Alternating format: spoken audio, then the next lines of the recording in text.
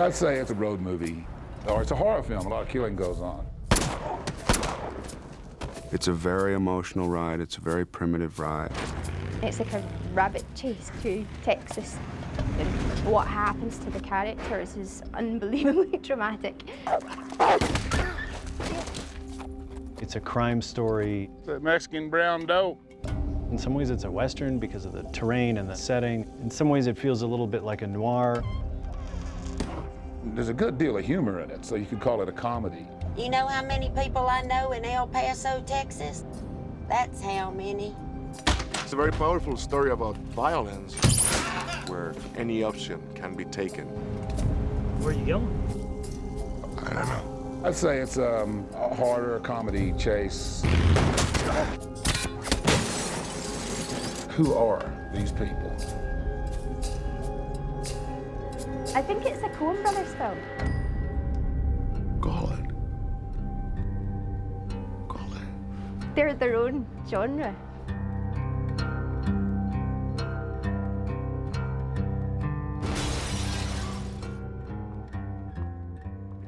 No Country for Old Men, the novel by Cormac McCarthy, is a book that the producer Scott Rudin had brought to us, thinking we might have an affinity for it, and we did. At a basic level, liking it as a book and thinking that maybe we could do something with it. It was begging to be made into a movie. It read like a treatment for a screenplay, to me, but a screenplay for a very good movie. It was unlike anything Cormac has written before. A chase kicked off by a drug deal gone bad. It just seemed interesting in a genre way, but also interesting because it kind of subverts the genre expectations too. It's kind of a chase, but the bad guy actually never catches up to the good guy. I thought it was a very powerful story. And in the hands of the Coens, that story can be really powerful and deep. It's the sort of material that plays to a lot of their strengths. And it's a very cinematic book. We're rolling. Hey. And action.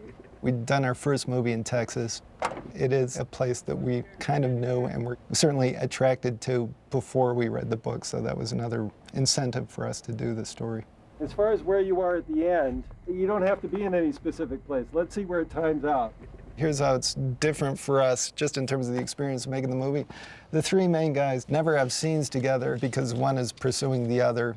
We don't cross paths, which is one of the points that I think is more interesting in the story, that we really don't interact with each other, even if we are looking for each other the whole movie. It's basically a chase story. The Javier Bardem character chasing the Josh Brolin character, with Tommy Lee Jones bringing up the tail. It is a dark story, and the book is quite dark, and that's the defining characteristic of it. The book is one of the most amazing stories that I've read in a long time. I identified with each character and different circumstances or situations that I would put myself in. If I don't come back, you tell Mother I love her. Your mother's dead, Llewelyn. Well, then I'll tell her myself. There was a somewhat lengthy search to decide who would play Llewelyn Moss. You need someone who seems ruggedly competent in a way, the real person who understands the country and really seems like they're from the country. We thought it'd be really easy because in our minds it's kind of the regular guy, and we thought, well, you know, we just need a good, clean kid. It turns out it's not that easy to embody that without either being dull or being not of the region, which is a bad thing because... Not convincing as a cowboy in a way. We were extremely fortunate to come across Josh, who is the perfect choice. You really feel like this is a Texan. He wore the cowboy hat before he showed up for this part. I mean, he really just kind of fit in really naturally. Reset to go again, please. I grew up working hard on a ranch, and I know these guys really, really well. Moss is just a compilation of a lot of guys that I grew up with. Ready? All these guys would do exactly the same thing given this circumstance. Action!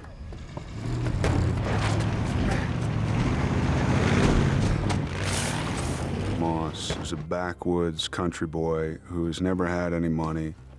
He knows where there's heroin and a drug bust going bad, there's got to be money somewhere.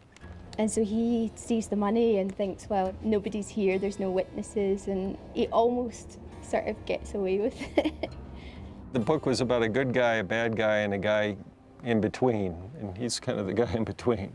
Right, just sort of regular person who's caught up in extraordinary circumstances and spends the rest of the movie trying to sort of avoid the consequences. Moss is going through 2 tours in Vietnam, so he can take care of himself, absolutely. When you experience this character, Chigurh, who's basically the devil incarnate, you think there's no way this guy's gonna make it. You know Anton Chigurh by sight? Yes, sir. I know him every which way. Just how dangerous is he? Compared to what? The bubonic plague?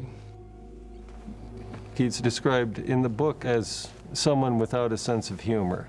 But beyond that, he's not described very extensively. We needed an actor who would be able to flesh it out in a substantial way without giving away too much. Hence, Javier Bardem.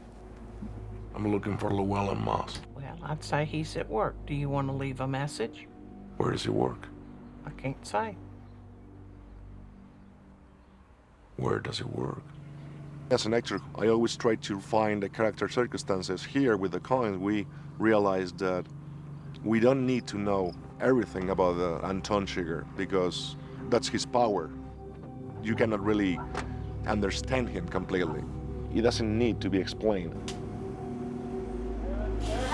He is supposed to be sort of unplaceable ethnically, nationally. He's the one character who's not a local, not a West Texas person. So Javier sort of fit the bill in that regard.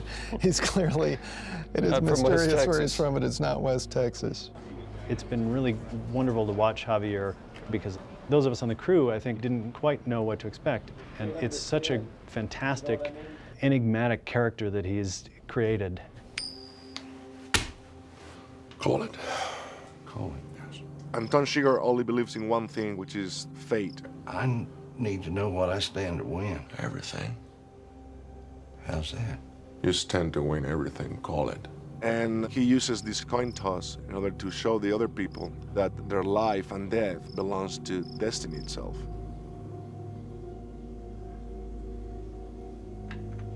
Well done. There's an openness to him that makes it far more scary than if somebody just gave a look. I'm gonna kill you look, you know? You don't understand it, you can't pigeonhole it, you can't categorize it. He brings this soul to it that it makes it very eerie. Do you have any idea how crazy you are? You mean the nature of this conversation? I mean the nature of you. All right, here we go. And roll, please. Rolling. Quiet, please. Hey. And action. Well, it's a mess, ain't it, Sheriff? If it ain't, it'll do till the mess gets here. Tommy's character is the center of the movie. Sheriff Bell's a very decent kind of guy. Salt of the earth, and yet very capable sheriff. And the part requires the kind of subtlety that only a really, really great actor can bring to it. Somebody unloaded on that thing with a shotgun. I suppose I have played several Texas law enforcement officers, and actors live in constant fear of being typecast. But the attraction of working with Cormac McCarthy's material was overwhelming.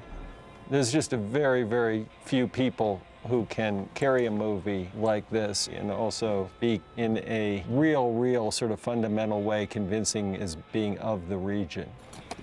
Well, this is just a deal gone wrong, isn't it? Yeah. Appears to have been a glitch or two. In a strange way, that part of it didn't have to be acted by Tommy, like it would have been necessary for any number of other actors. Tommy Lee, he's a great hybrid of incredible smarts and a country boy. He's from San Saba County, and that's where Llewelyn Moss is from, and he couldn't help but remind me of that many times. 600-pound steer, you can slaughter a 600-pound steer. That makes sense. Right. Oh, okay. Yeah, that steer is great. He's of the region to sort of his core, and the region is so much a part of the character. A character belongs in a place. You have to work hard to make a character look as if he belongs in a place. And I enjoy working in West Texas a great deal. I love that country. It's my home, and it makes it, for me, a very comfortable movie set. Of course, they slaughter steers a lot different these days. Use an air gun. Shoots out a little rod about that far into the brain, sucks right back in. Animal never knows what hit him. Why are you telling me that, Sheriff? You can't really act the region. That's why we cast Kelly Macdonald, who happens to be a Scottish actress from Glasgow. And I was very skeptical about it because I just didn't believe she could play a gal from West Texas. And every now and then you come across someone who just has that sort of facility with accents and is that good an actor. She's gotten the West Texas accent down perfectly. Between takes, she's this sweet little girl from Scotland. And when the camera turns on, she's this pretty tough West Texas gal. What's in the satchel? It's full of money. That'll be the day. Carla Jean is married to Llewelyn, and it's a really sweet relationship, actually. You get the sense that they're very well matched, and she can give as much as, you know, he can take. There's kind of a nice banter between them. Keep running that mouth of yours, I'm gonna take you in the back and screw you. Big talk. Keep it up. They don't have that many scenes together in the movie. Llewelyn? What we tried to convey in the few short scenes that they have together is that they have a very close relationship. What am I supposed to tell Mama? She tries standing in the door and hollering, Mom, I'm home. Llewelyn? Come on, pack your things. He wants better things for his wife. He wants to be able to create a better life for them and to make her happy. I got a bad feeling, Llewelyn. Well, I got a good one, so that ought to even out. She's just a very normal young woman. They live in a trailer and kind of have a pretty sedate life. She lives in a trailer, you know, double wide out in the trailer park in Sanderson, Texas, and works at Walmart. I don't know if it's a cliche, but at least people recognize what we're talking about. The story is about where it takes place as much as anything else. So the location becomes a huge, important character or element in the story, and it can't be separated from the story. It was very important to us that we shoot at least the stuff where you really get a feel for the landscape in West Texas. It's a primitive landscape. It's a survivalist landscape. And that's what the whole story revolves around. It revolves around surviving. And when you live off the land, it's all about the elements. You go with the flow. You have lightning happening over here, it's sunny over here, it's 120 over here, and then it's 50 degrees that night. It's constantly changing. West Texas is a really beautiful place and a really remote place. We shot some of the movie based out of Marfa. And that poses its own set of challenges because Marfa is really, it's out there. It's about 3.5 hours from El Paso and about 3.5 hours from Midland, and it's very harsh country, but really gorgeous in a lot of ways. And so we were able to go there and shoot a lot of the wide exterior stuff that really tries to set the mood and give you sort of feel for where the story really takes place. That looks like about a 77 Ford to you, Wendell. It could be. I'd say it is, not a doubt in my mind. It was a little strange discovering that we were making a period movie set in 1980, because in a way we don't associate that with period in the sense that you think of period movies. Still, a surprising number of sort of design elements have to be manipulated to make it convincing. This structure is the American side of the border crossing into Mexico. The whole thing was prefabbed at the stages that we're shooting on, but now we're in the process of putting the set dressing on there and making it seem like it's been here for 26 years. Taking the movie back 26 years definitely makes it harder. There's all the period vehicles that you have to find. They're all 70s or 80s vintage cars, and they're all this West Texas color palette that I had in mind. It's a little more tricky than doing something from the 19th century because that's, you know, a complete different time. And 1980 is not that far in the past, but it's far enough in the past that it's a little tricky to find things from that time. You got a pair of Larry Mann's, shoulder size 11? I'll check. It's before the internet, no cell phones. People didn't have to necessarily keep up with the fashion of the time, so they were looking very much like they did 10 years prior, some people 20 years prior. It's not often you see a Mexican in a suit. In West Texas, in the summertime, people wear straw cowboy hats because it's hot, and our movie takes place in the summertime. So Moss and Bell wear straw hats. But Chigurh was, to me, the one that was left most wide open. He's a fish out of water, a criminal that was from another part of the country or another country entirely. Chigurh is trying to fit in, so he has a denim jacket, but it's not like one that anybody else would wear. And he's a little bit more in with the times. His collar is a little bit bigger. He's got like one of those groovier belts. It's not a Western belt. And then I knew that he should have a boot that was almost like a weapon, and with a toe and a very slanted heel, and just sort of made you kind of cringe if you look at them. And so we actually made them out of alligator, and they're like bumpy and gross and pointy, and they could kill someone. You know how this is gonna turn out, don't you? Nope. And his haircut was so right, and I knew it, and he knew it, and Joel and Ethan just started laughing in a good way. Well, he has just a fantastic haircut. Yeah. Javier loved the haircut. His character has really evolved into this other thing. What we're doing to him and his look, would have never have thought that for the character. Didn't imagine that when we were, reading the script. There's Llewelyn there. He's somebody who needs to be able to blend into the environment where he goes. The fun thing about it is he doesn't blend at all. There's a scene in the film where the crime scene takes place. And when our character Moss first approaches it, there's bodies everywhere on the ground and a dead dog, a pit bull. And we've had to create all these bodies. That looks good, Christian. And the challenging thing was to create these bodies to feel bloated, dead, and burnt by the sun. It's because what happens to a body in the desert after 2 days is pretty horrific. How's everything, you think, looking? I think it looks fantastic. Okay. The sort of almost excessive nature of the blood and the violence in the movie obviously makes for some strange moments on the set. There have been many wonderful moments. Steve Root getting shot in the throat and gurgling. We shot Javier performing field surgery on himself in a crappy motel room. The prosthetic wound and all this sort of... blood everywhere. And with the opening scene, we just kind of leap right into the mayhem, and it sort of establishes the bad guy's character in a kind of graphic way. I got it under control. The thing that surprised all of us, I think, was the opening violence, strangling the deputy with the handcuffs. And it sounded like, it's a tussly kind of fight thing. No big deal. Oh, man. I was talking to Joel and he goes, we're gonna choke him. He's gonna die. His neck's gonna split open. There's gonna be some blood. And this has to be the most violent scene in the film. This has to be the most horrific, torturous, sort of choking scene ever seen. And so the question was how to make that look real and brutal without hurting either of the actors. Because to put any pressure on someone with a pair of handcuffs, your wrists go numb after a couple of seconds. You can't really feel anything with your fingers there, can you? With this hand? Handcuffs are not designed to be comfortable. So once you get down on the ground, the handcuffs pinch the arms and are on pressure points. If he's not pulling hard on the handcuffs, then it doesn't look like he's really hurting the guy. And then if he's pulling hard on the handcuffs, he's hurting himself. And we built this harness to the actor, which looked like something the Terminator would have. It had metal braces around the neck and the handcuffs attached to that. And then we created prosthetics that would fit over all this and try to make it look natural. Chigurh has his handcuffs wrapped around the deputy, and he's violently throwing them around the room by the neck.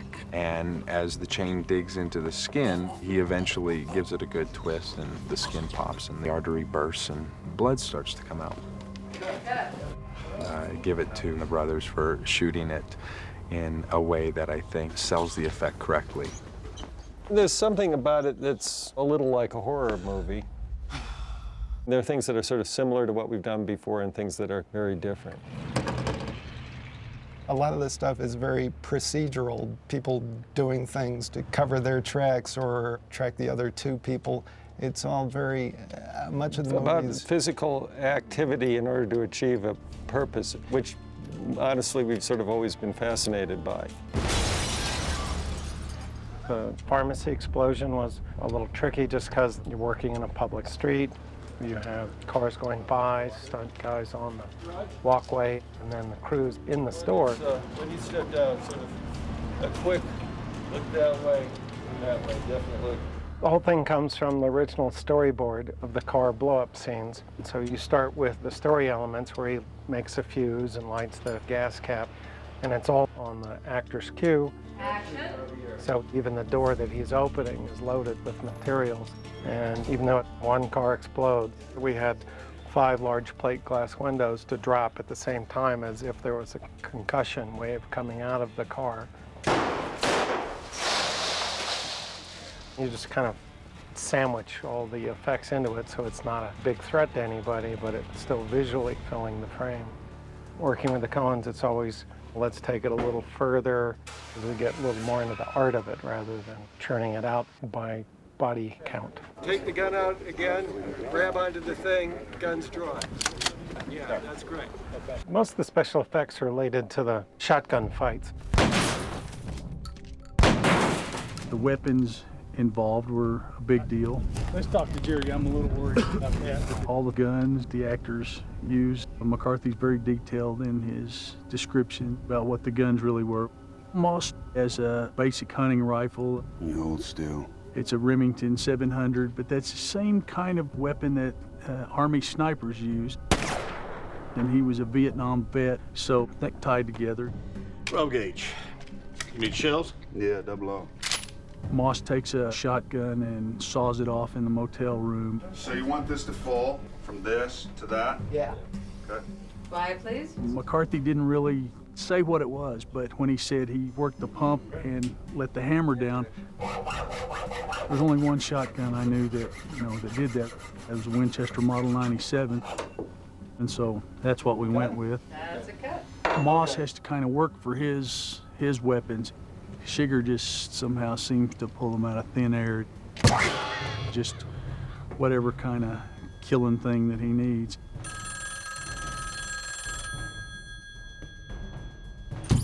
He has this shotgun with this silencer on it, which is a real unusual weapon, and we had to have that specially made to accommodate the description. What is that? I need you to step out of the car, sir. This cattle gun that he uses. What is that for? Oh yes, the bolt gun. It's modeled after the device used to kill cows, which is a steel bolt that goes through the skull. So we sort of took the look and made a set of guns, one that has an air cylinder in it to knock locks apart.